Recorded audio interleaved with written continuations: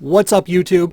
In this week's video, I'm going to go through some of the important pieces of information that I have on my planning document for weddings and events. Grab something to drink, hang out for a few minutes, and let's chat.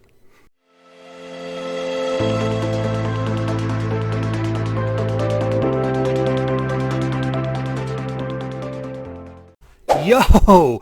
Welcome back to the channel, everybody. It's your boy Josh coming back at you for another exciting video for this week. And like I said in the beginning, this one's going to be about planning information or planning documents, or I don't know, whatever you want to call it. But I'm going to go through some of the important pieces of information that I always get from the client so that I can definitely rock their event and give that kick-ass 5-star service that myself and many of you out there are well known for. As always, thank you to everybody who has continued to subscribe, like, comment. If you're new to the channel, I put these videos out almost every week. And be sure to like, comment, subscribe, hit that bell notification so that you never miss whenever these videos go out each and every single week. You guys are rock stars. You've made my channel blow up over the last few months, and I just can't say thank you enough to everyone. So once again, thank you, thank you, thank you, thank you.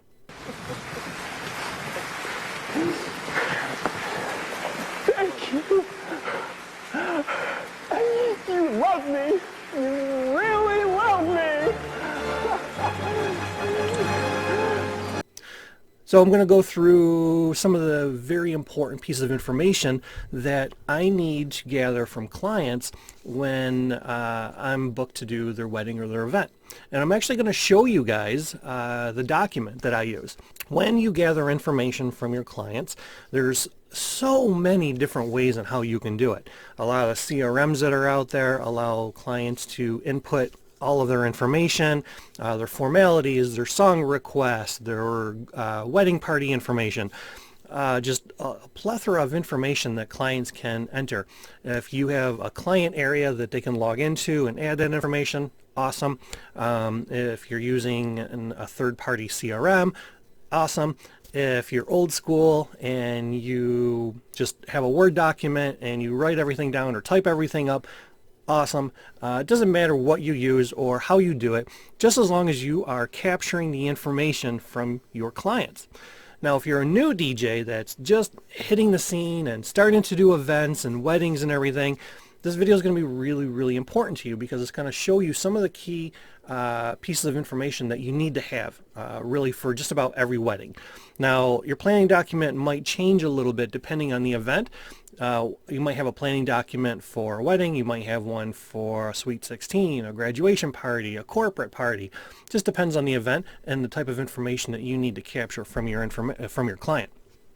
But the takeaway from this video is that no matter what the event is that you are doing, you need to have all of the information about the event and music and introductions and announcements and all that type of stuff. So you always, always, always have to make sure that you capture as much information as possible, and it doesn't matter how you do that, just as long as you have it.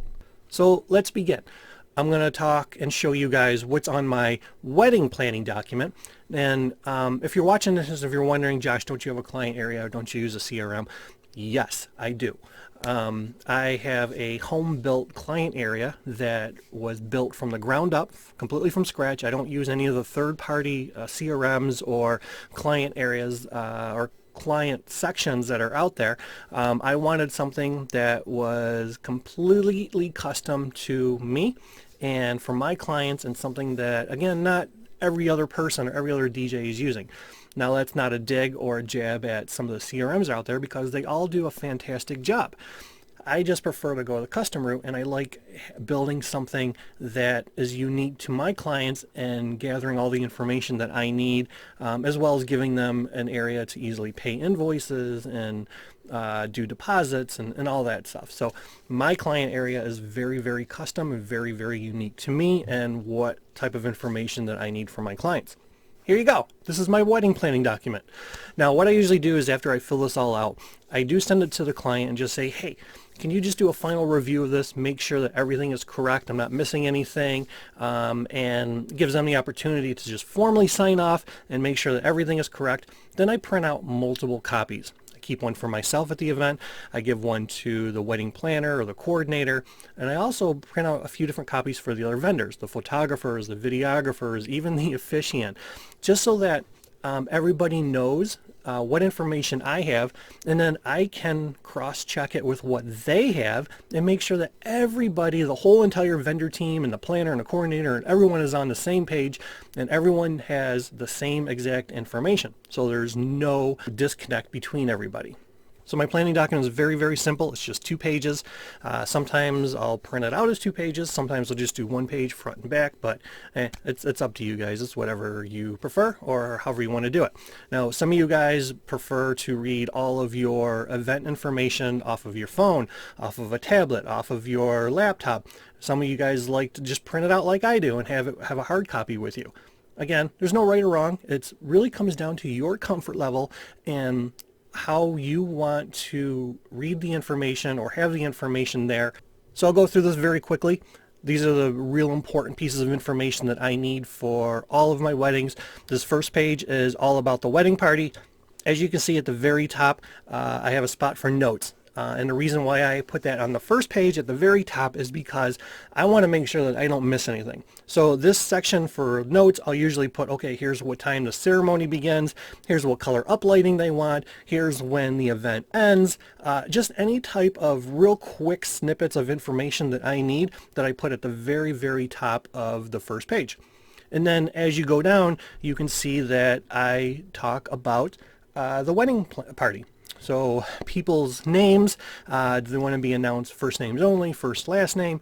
If they do want both names, I always type it out phonetically because I'm a stickler when it comes to being able to properly announce people's names in the correct way. And then I practice it probably multiple times, and I even practice it before introductions and just make sure that I have everyone's name down correctly. So I put down everyone's names, how they want to be announced, what their titles are, bridesmaid, groomsman, best man, maid of honor, matron of honor, parents, step-parents, whatever. I have all that information down for the wedding party. And then obviously their music, what do they want to be entered into. Some people want a separate song for every couple. Some people want a song just for the guys, one song for all the girls, one song for each couple. Some people just want a couple of songs, one for the whole wedding party and then one for the bride and groom. Is whatever the client prefers and whatever they want to do. But at least I have a spot where they can put all that information and it's all there. It's all good. The second page is really more about formalities. So at the very top, I ask, who's doing the announcements, who's doing speeches, who's giving a blessing, because you as a DJ, you really need to be emceeing and announcing this information. You need to let guests know what's coming up, what's happening, because if someone's in a bathroom, if they're outside smoking or talking or whatever, the guests don't want to miss any of the important pieces that are happening during the event. So you want to MC and you want to know, okay, here's who's doing a blessing. Here's who's giving speeches. They're the best man. They're the maid of honor. They're the bride's grandfather, whatever. You want to make sure you have that information down so that you can announce it and let all the guests know what's happening. Then I have a spot for my ceremony songs. So processional, the exit, recessional, bridal entrance, all that information. And then even I've had some clients that say during guest arrival, they have very specific music tastes or music requests that they want played as their guests are coming and sitting down for the ceremony. That's fairly rare because they usually just leave it in my hands and they trust me to play the right type of stuff. So it's usually just those 3 songs during the ceremony and they put that information there and good to go. Then a spot for cocktail hour and dinner hour. Again, a majority of my clients, they leave it up to the DJ's choice to play. And I have different folders of music, and I do try to mix it up and keep things different between every wedding because, again, I hate just being a glorified jukebox. I would never be that type of DJ.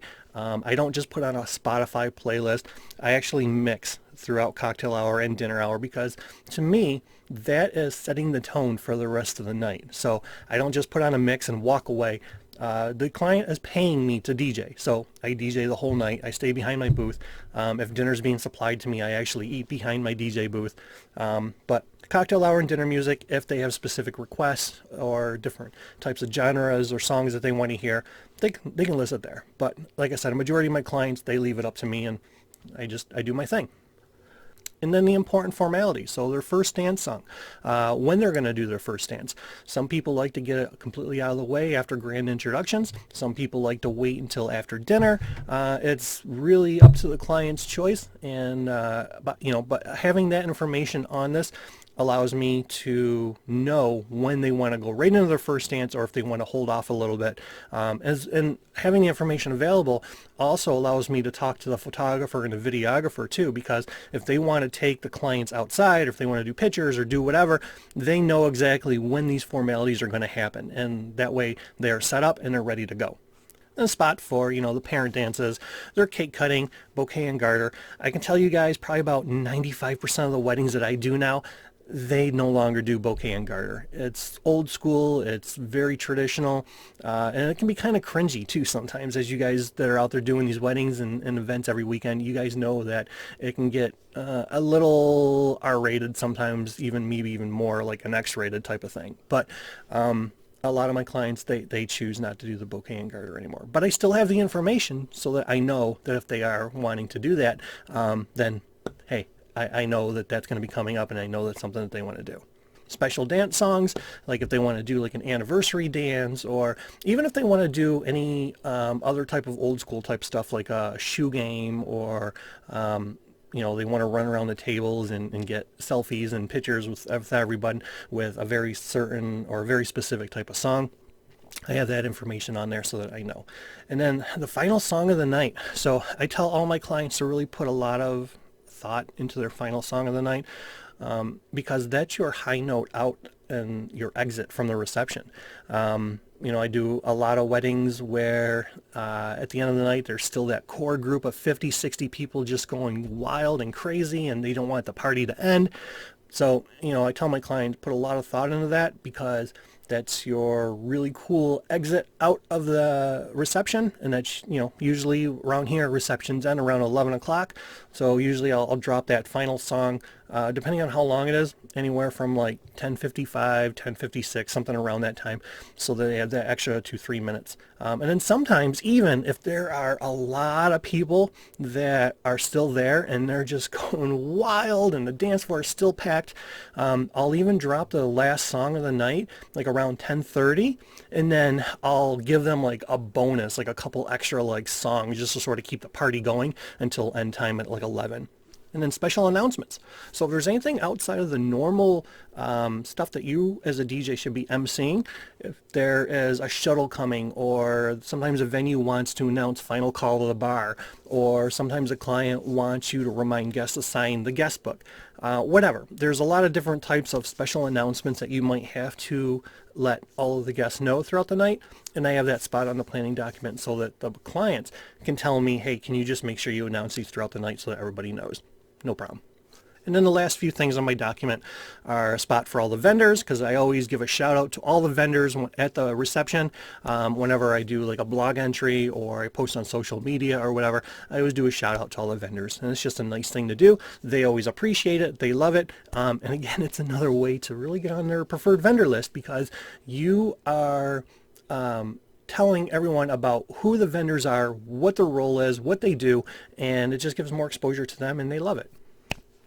And then a spot for the do not play and the must play. So for the do not play, certain genres, artists, songs that the clients hate, despise, never ever want to hear, they can list it there. And obviously all my events, I take requests from guests, but I do within reason. If the dance floor is packed and somebody comes up and requests something that I know is going to really clear the place out or clear off the dance floor, then I generally use discretion as far as if I play a request. But if there is something that is on a do not play list and someone comes up and requests it, then usually what I tell the clients is that I have to have approval from both of them that night if they are okay with that request being played, even though they have it on the do not play list. And then the must playlist, I only have a spot for about 12 songs on here because I know there's clients out there that'll supply this huge, gigantic list of songs that they want to hear during the night. And really, it comes down to educating your clients and putting enough faith in their minds that you're going to do a really good job. You'll be able to read the room. You'll be able to keep the dance floor full. So I usually tell my clients for the must playlist, if there's songs outside of the normal stuff that you would normally hear at a wedding or outside of the stuff that you are trusting me to play, then go ahead and list it. I mean, these could be songs that have a special meaning to the bride, the groom, their friends, their family, whatever. And that's usually what that spot is for. The clients where they want to supply a really long list of songs and they tell you got to play it in this order or at these times, I mean, I'll do it and it's fine, but again, I just become a jukebox and I'm not a jukebox. My clients, they hire me because they trust me that I'm going to play and read the room and cater to everyone's needs at the event and just really rock the place and keep the dance floor full. So it's very rare that I do get clients that supply those really long lists of songs, which is good. I see and hear about it all the time where DJs are like, oh, this client gave me a list of 50 and 100 songs and I have to play every one in order, and you know, it's always music that no one dances to or whatever. It happens. It's just one of those things. But luckily, my clients, they trust me enough where they don't have to do that. So there you go, guys. Real quick and simple to show you what's on my planning document, the key pieces of information that I capture and that I get from my clients so that I can successfully rock their event. And, you know, there's some of you guys that are out there, you might have a lot of the same information on your planning information or your planning docs or your CRMs or your client areas. Some of you might have different stuff. Some of you guys might have other ideas, other suggestions. But if you have other pieces of information that are not on my planning document, drop a comment below. Tell us what else you capture from your clients. Maybe I'm missing something, or maybe this is too much information. Maybe I just don't even need to have all this. Whatever. Put your comments and your opinions below. Let me know. And I'm glad to see what some of you guys are doing out there, what type of pieces of information that you capture from your clients. So already mid-June, towards the end of June. So hope all you guys are having an incredible beginning of the summer. You guys are doing lots of events. You're also taking time for yourself, kind of relaxing, enjoying the warm summertime sunshine and the heat and the warmth and the fun and all the good things that summertime brings us. Keep doing what you guys are doing out there. As always, a day without dancing is a day wasted. Thanks again, and until next week, take care.